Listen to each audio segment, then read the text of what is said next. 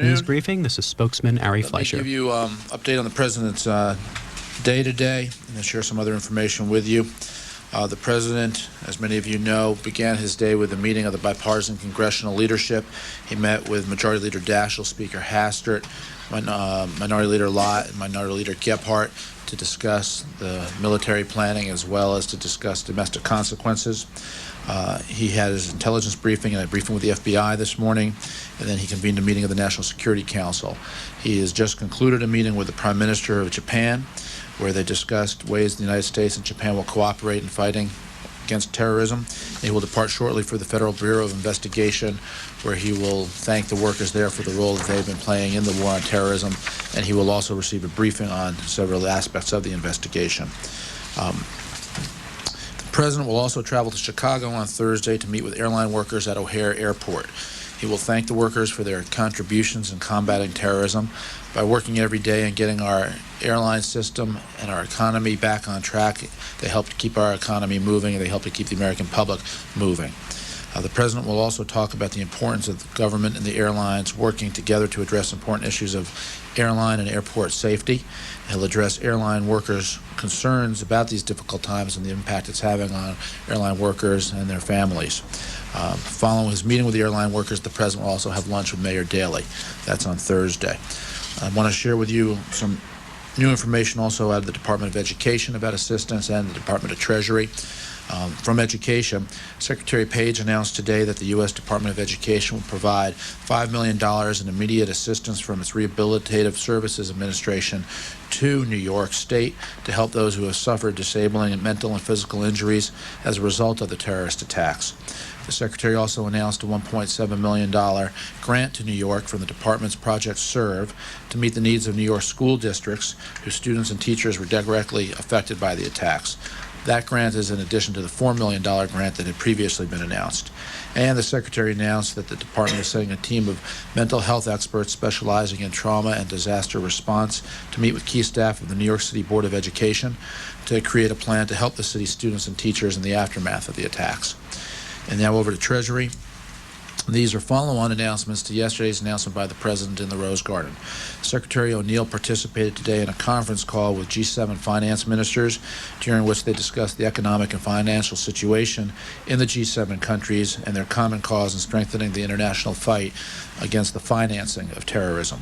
And the Secretary and the finance ministers have issued a joint statement just moments ago in which they agreed to integrate action plans developed since the attacks and pursue a comprehensive strategy to disrupt terrorist funding around the world. They also agreed to meet in the United States in early October to review the economic developments, which is a very encouraging sign that, again, the world is joining the United States shoulder to shoulder to fight this war against terrorism on multiple fronts, including the financial one. With that, more than happy to take questions. Campbell? Yes. The President said this morning that we're, quote, not into nation building, but at the same time he's made it abundantly clear the Taliban is a target. So what is the administration's plan with regard to the power vacuum that's likely to result if you take out the Taliban? Well, again, the President said that we have respect for the Afghani people. I remind you that the Taliban regime is not comprised entirely, it's comprised substantially of non-Afghanis who came into Afghanistan for the purpose of sponsoring terror and bringing it to the rest of the world. So the President's message is that we will take actions designed to protect the people of the United States, to protect people around the world from terrorism, and that we will take action, including military action, against those who harbor terrorists. It is not designed to replace one regime with another regime. Part of the process also will be being mindful of stability in the region throughout the process. But it is not nation building, but that's not to say that the Taliban will be given a free pass because they can encourage terrorism, harbor terrorism, and then because we have to worry about issues involving instability, we won't take action. The President's made clear we will. But if you're not, I mean, if he says we're not into nation building, I mean, ultimately, you're going to have a situation when this is over that you have to deal with, or is it your view that it's someone else's problem? Other countries in the region should deal with it, or is there... Well, I think you're presuming in your question that after whatever action the United States takes and the world takes, that the situation in Afghanistan will be worse. And that's not a presumption that I think you can make. Maybe because because of the deliberate ambiguity of the president's comments, but I took it another way, which is that he was saying today that the government, our government, is not after the removal of the Taliban as a precondition of achieving its objectives, that in fact he'd work with any of the citizens of Afghanistan, he said, who would be willing not to support terrorism. Does it represent a less aggressive posture toward the regime in Afghanistan than he articulated in his list of demands last Thursday? I think you need to look at it exactly as the president described it, which is that anybody who harbors terrorism will be the target of our operations and the target of our actions. And within the Taliban, they have to decide what to do. And clearly they are, at least from what we are hearing, making their choice that they will continue to harbor terrorists. But we will take whatever action is necessary with an eye always on stability to protect people from terrorism that is sponsored by the Taliban. But if there are officials within the Taliban, dissident officials in Kabul as opposed to Kandahar, for example, who are willing to meet our demands, that's okay. We aren't looking, as you point out, to replace one regime with another. The issue is not what regime do you belong, but what actions have you taken in sponsoring or harboring terrorism. If you are sponsoring or harboring terrorism, you will be a target for American action and for world action. Helen? Don't you think that the United States ought to have an answer at the end of the road? If they do come along with us, this will happen and so forth. You are saying we're assuming it'll be worse. We're not assuming anything. We just want to know where you're headed. Well, that's why I answered Campbell's question by saying that stability is always an objective. During World War II, many promises were made, Atlantic Charter and so forth, to people who would help us, allies and so forth, North Africa, that they would find freedom at the end of the road and so forth. And we are offering nothing. What we are not doing is turning a blind eye to anybody who would sponsor or harbor terrorism. Destruction. We're offering protection. Kelly? Ari, can I tell, isn't it fair to say the president said that the Taliban is, I think he used the word, incredibly repressive regime? Does he believe that the Afghanistan population would be better off without it? You know, again, there's no question the Taliban is a repressive regime. Women have no rights. I mean, it's just by all definitions of the free world and other world, a repressive regime. But again, the fundamental mission that the president is focused on is going after, through a variety of means, those people who sponsor or harbor terrorists.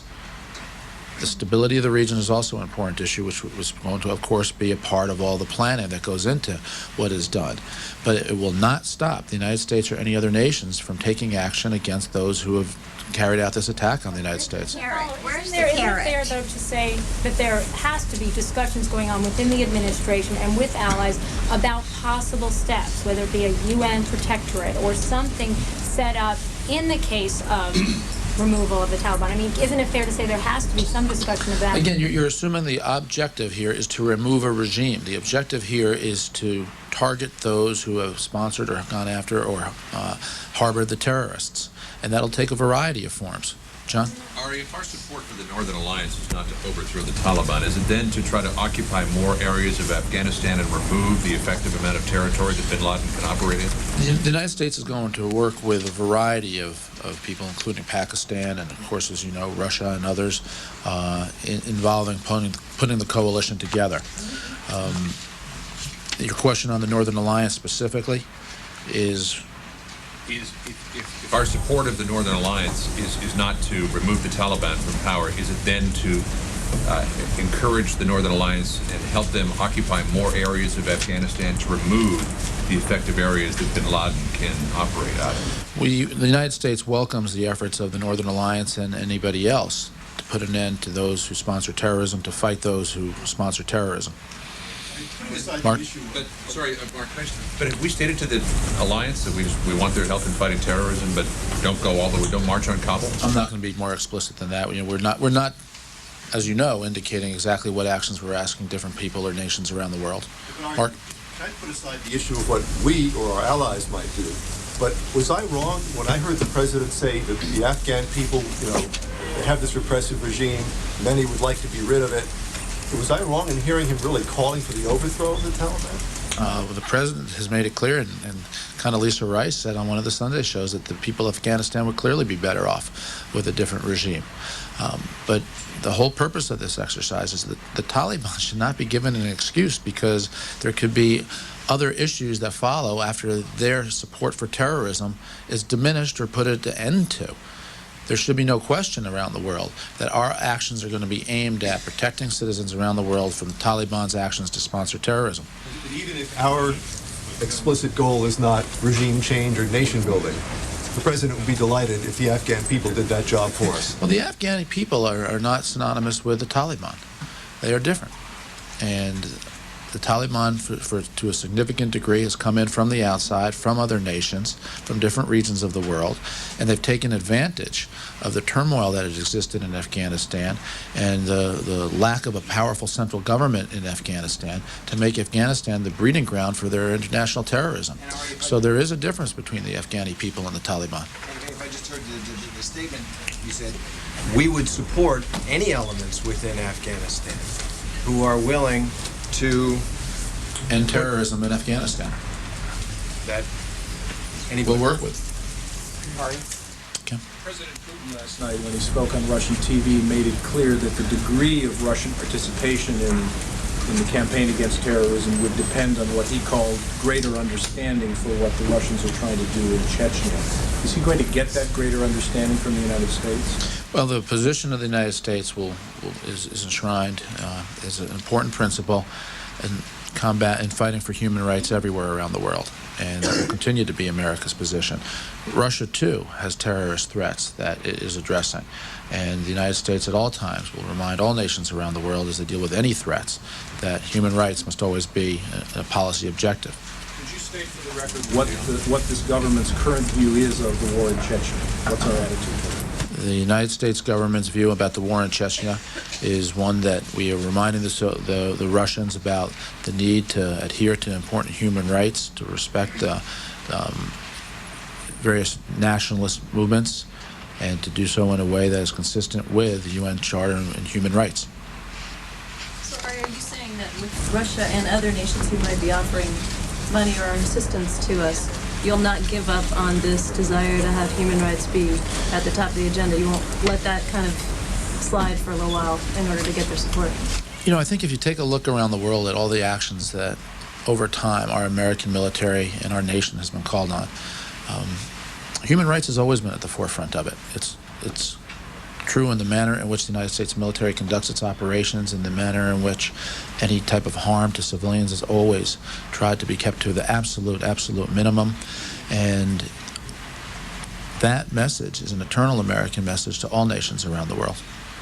So you're not going to Ron? On the economic front, you mentioned earlier that the administration is looking at both industry-specific problems and the big picture. Is it possible that we'll see another bailout similar to what you've done for the airline industry or some other industry? Ron, I think it's too soon to say. The focus remains on having taken action to help the one industry that was principally adversely affected as a result of an order by the United States government to put all its planes on the ground and therefore deny itself the ability to carry out its business for a period of several days. The United States moved quickly to help the airline industry. No such immediate action was taken that had a direct impact on any other industry. The President is working with members of Congress very closely on any potential next package that would help the economy in general. There could be different elements of that package that bring different amounts of help to different people depending on their circumstances. But that's under review right now, and there's no specific indications that I can give you about what it will look like. On the same subject, Ari. Sonia? To ask about the Taliban here, at what point did the president's strategists or advisors differentiate between the Afghan people and the Taliban? And are you saying that the United States is content to let the Taliban fold in upon itself and not make any sort of value judgment about who would replace that leadership? Well, the distinction has always been made. The best example I can give you is the United States provides approximately $140 million a year in assistance, humanitarian assistance, to help feed the people of Afghanistan, while at the same time the United States has never recognized the Taliban regime as a legitimate government. So that's the existing policy, and it's a wise one. So all the actions that the President and his staff have been undertaking since September 11th have kept that distinction in mind. Ari, and the second part of that question? Will give it to me again? Is the United States content to let the Taliban fold in upon itself to create pressure that will cause it to fall apart on its own without making a value judgment about who replaces that leadership? The United States has made it clear about the conditions for action that must be taken on the ground in Afghanistan, involving turning over Osama bin Laden, his top lieutenants, to the proper authorities in terms of shutting down and closing all the terrorist facilities, allowing the United States access to make certain that they're shut down. Those are the conditions that need to be met. On the Hill already, Jim? You've had Greenspan and Rubin meeting yesterday on the House side, today on the Senate side, talking about economic stimulus. To what extent is the White House involved in this, and what is the White House view on the need for any stimulus in general and on the efficacy of any particular actions that might be taken? Well, that's what I indicated. The administration is working very closely with members of Congress about what type of economic action could be taken to help as far as a stimulus for the economy.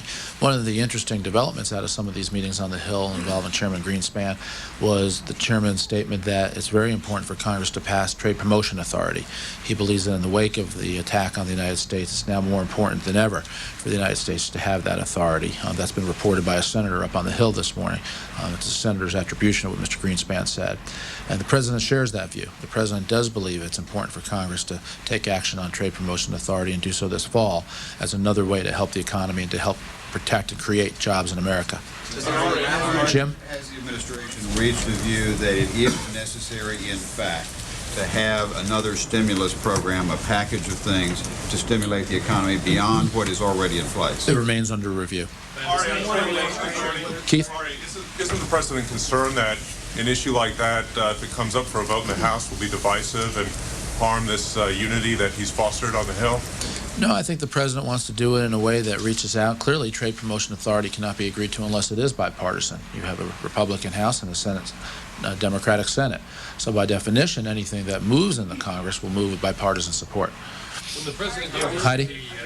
Heidi? Bloomberg News poll shows that while a majority of Americans support war, they don't support using the Social Security Trust Fund to pay for it. What is the administration's position on this? Isn't it kind of clear that you would need to dip into this money?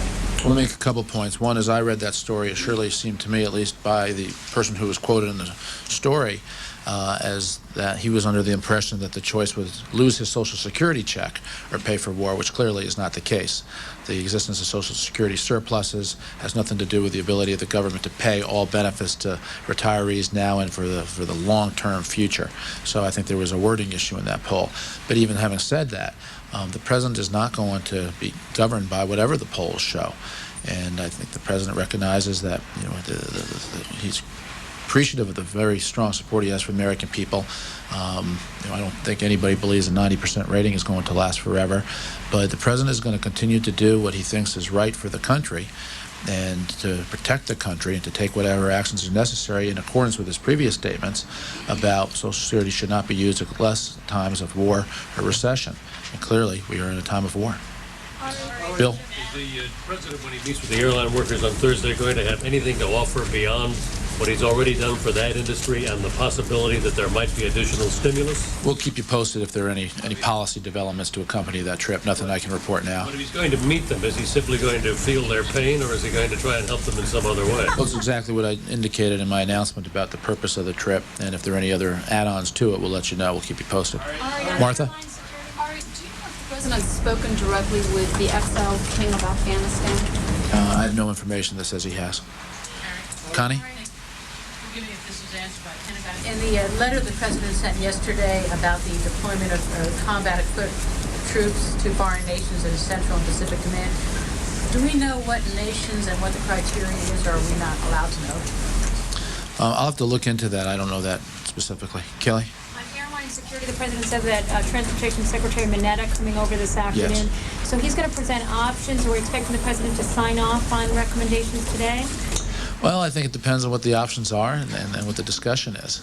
The president has asked his advisors to take a look at various issues affecting airline security and other matters like that. He's been having a series of meetings. He'll likely have more. So I'll be in that meeting, and if there's anything to report, I'll try to keep you posted. As I understand, Mineta had this task force. Is he presenting to the president the findings of the task force? Let the meeting take place, and I'll try to fill you in. If I can just ask one other Kelly? question. In terms of one view of the president, does he support having federal workers, federal employees, be the ones to screen baggage and luggage at airports? That's under review.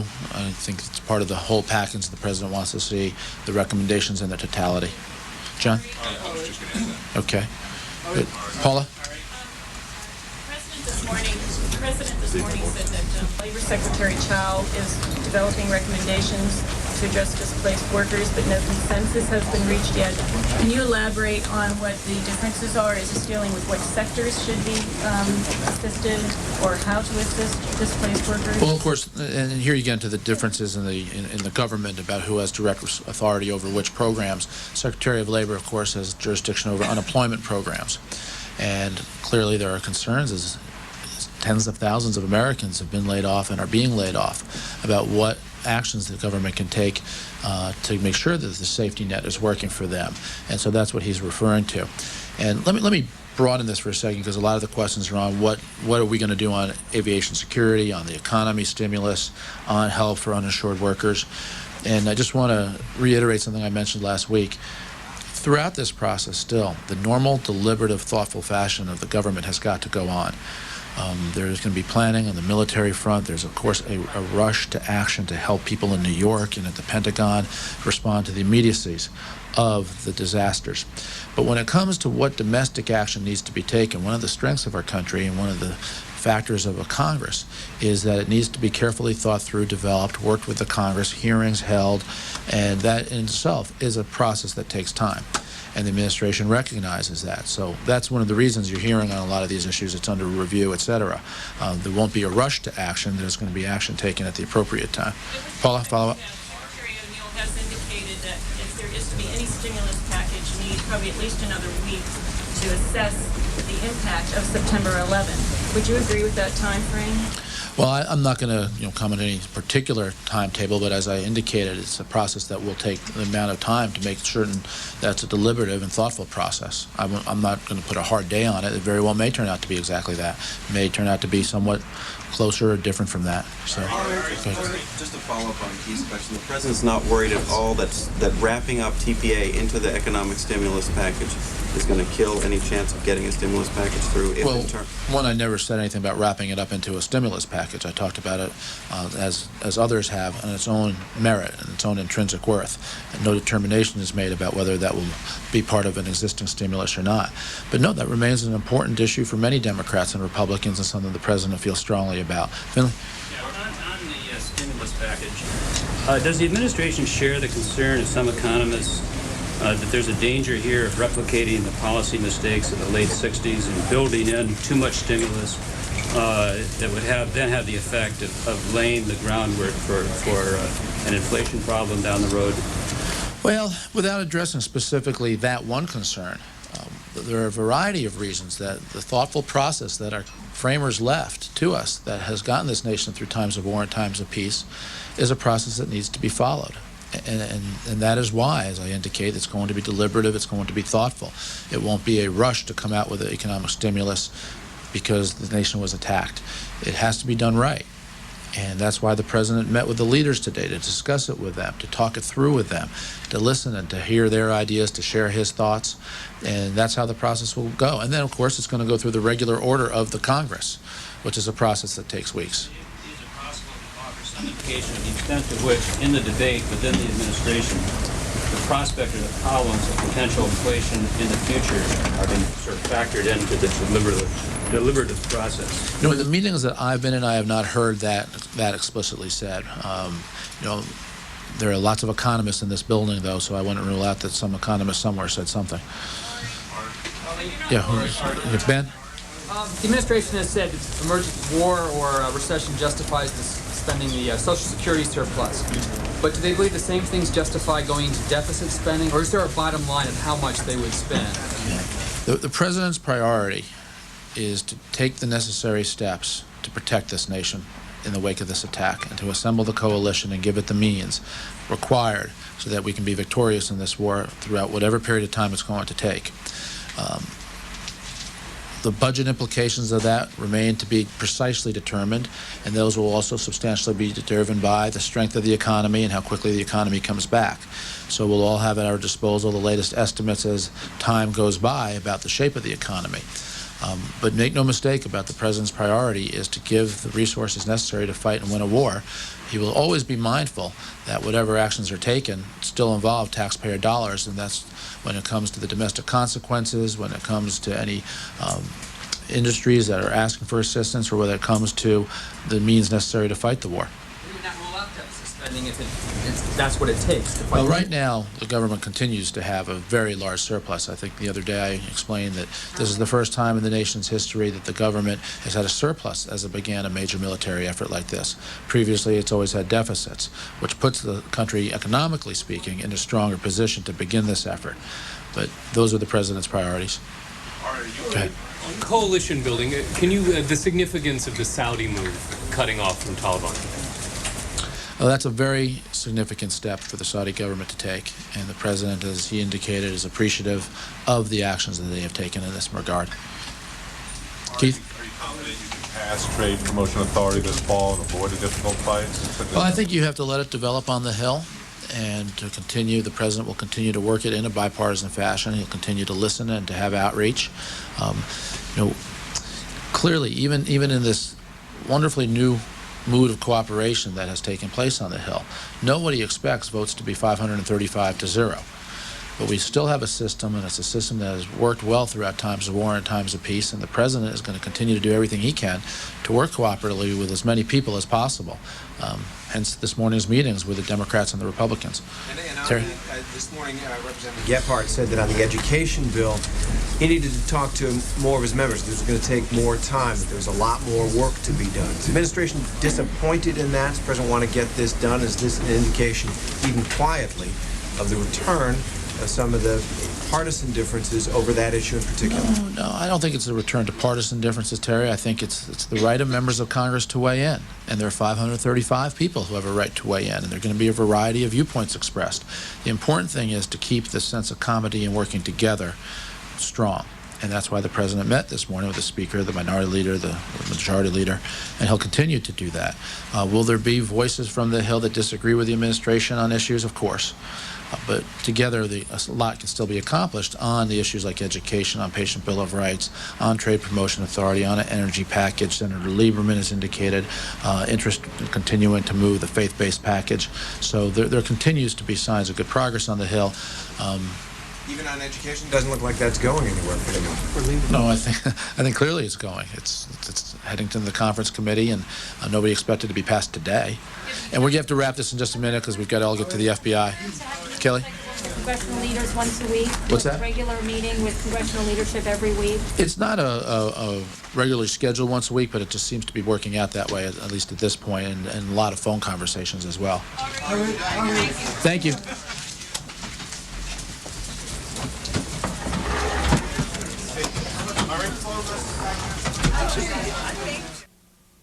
We have features on C-SPAN.